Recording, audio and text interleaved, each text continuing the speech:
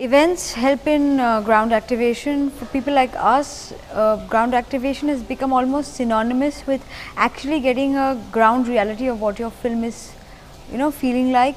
Even for television, we do a lot of ground events as far as creating awareness for the film goes. It's become almost a big part of advertising and unconventional advertising. The conventional route would be to use electronic media. So events also help in creating the right kind of energy for a film. Means a lot of things that cannot be said conceptually about a film, which do not come out in a promo, can actually be conveyed through events, because the music, the flavor of a film, like we just did ground events for Kya Super Cool Hai, where we had stand-up comedians, which actually brought out the jokes, which probably we thought would more not that colloquial, and we had like a 15,000 strong crowd.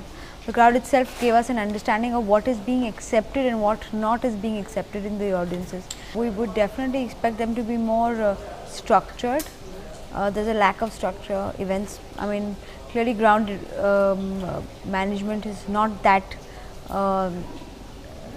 strong anymore because of a lot of things that are not conveyed on mail, a lot of stuff. We had to change our locations twice recently when we did our last event in Delhi.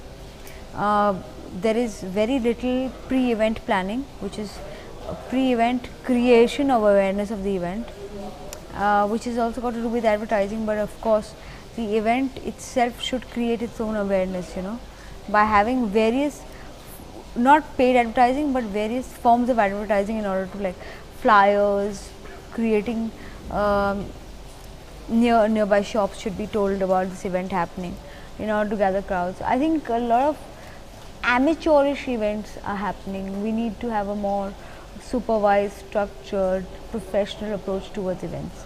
This is my, I think with the newer agencies coming in, with newer plans coming in, and with films relying more and more on events for promotions, it will find its it will find a professional route now. It's different mindsets, even though the entertainment is coming through television or films, or it may seem similar, but it's actually different mindsets you're dealing with.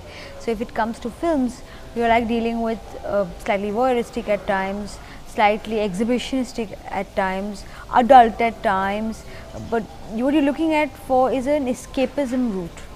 With television, you look at clearly programming which is more traditional, because you actually have a different kind of mental makeup at home.